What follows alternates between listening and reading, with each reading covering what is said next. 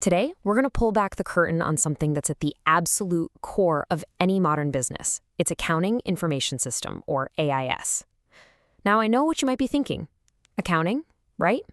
But this isn't just about ledgers and spreadsheets. This is the digital backbone, the very nervous system that tracks every single transaction and tells the story of a company's health. And that analogy is just perfect.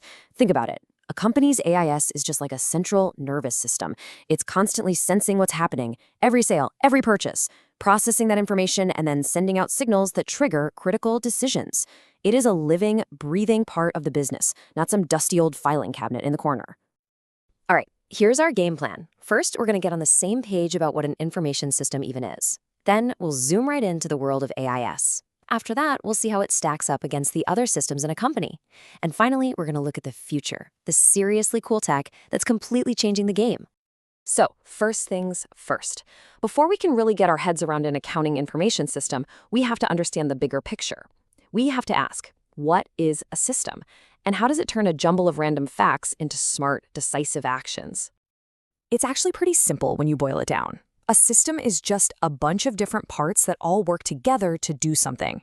The key words there are interact and goal, right?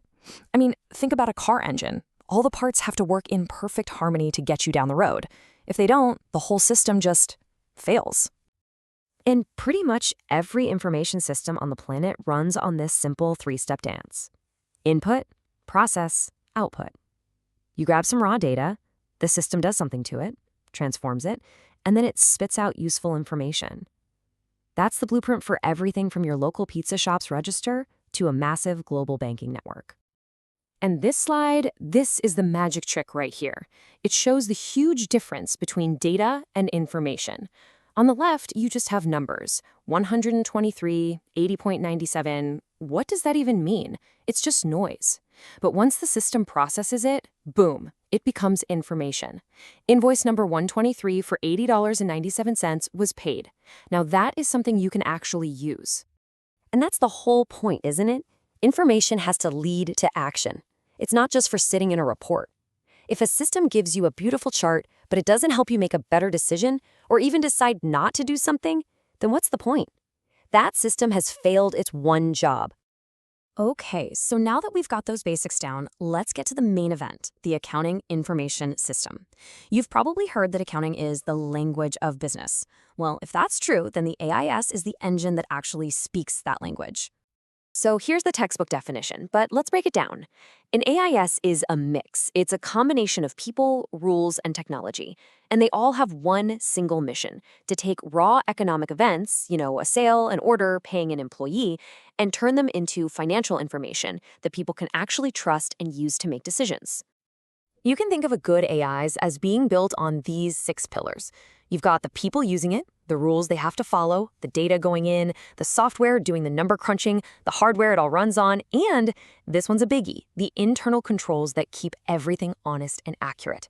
If any one of these pillars is weak, the whole thing can come crashing down. And of all those pillars, you know which one is the most critical? It's the people, always. You can have the best technology in the world, but your system is only as good as the people who design it, run it, and use it. They are the most important part, and also the most unpredictable. Now, inside a typical AIS, you'll find 3 main engines running. First is the Transaction Processing System, or TPS. This is the workhorse capturing all the daily stuff like sales and payroll. Then there's the General Ledger and Financial Reporting System. This is the Compliance Engine, the one that creates the official financial statements the law requires. And finally, you have the Management Reporting System. This is the strategic brain, cooking up special reports to help managers make smart internal decisions. Okay, so an AIS doesn't live on an island. It's actually part of a whole family of information systems inside a company. And understanding how it's different from its siblings is really key to seeing its unique and vital role. When you lay them out side by side like this, it becomes super clear. Look at the AIS column. It's all about historical, precise, financial data. Its job is compliance. But look at the others. An MIS is for middle managers looking at operational stuff. A DSS is for analysts playing with what-if scenarios. And an EIS gives the big bosses those high-level dashboards. They all serve very different people with very different needs. But here is the single most important difference. If there's one thing you remember, make it this. A company might choose to have an MIS or DSS. But for public companies, a reliable AIS isn't optional. It is required by law. Things like the Sarbanes-Oxley Act mean these systems are under intense scrutiny.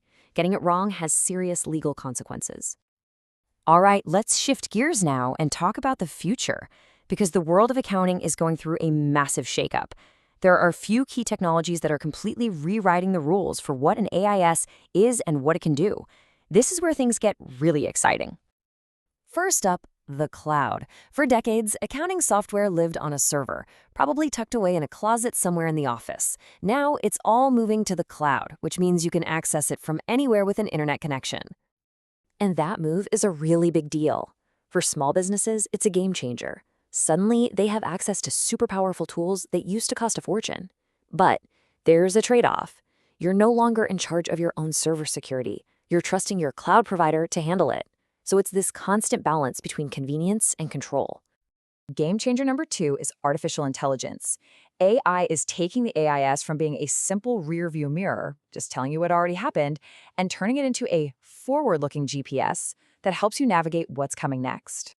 So get this. Instead of an auditor coming in months later and finding fraud, an AI can learn what your company's normal activity looks like and flag a weird transaction the second it happens.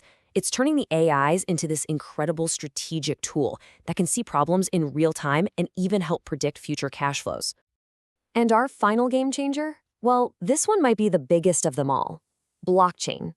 Now, I know you've heard about it with things like Bitcoin, but forget the crypto stuff for a minute. At its core, blockchain is just a revolutionary new way to build a shared, unchangeable record book, and it could totally transform accounting as we know it.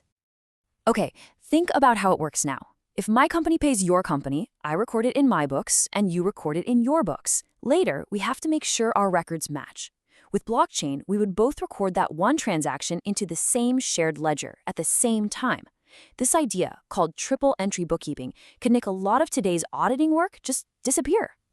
So we've got the cloud, AI, blockchain, all this amazing technology is changing everything. But we have to remember what this is all about.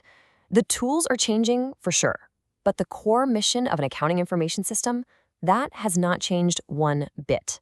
It is still all about one thing, delivering the truth about a company's financial health. And all of this leads us to one final huge question. If technology is automating all the recording and the verifying, what does an accountant actually do in the future? Well, their role is going to have to evolve. They'll spend less time being historians and more time being strategists, interpreting complex data, advising on huge decisions, and helping build these new, smarter systems. It's something for every student out there to really think about. The job isn't going away. It's just getting a massive upgrade.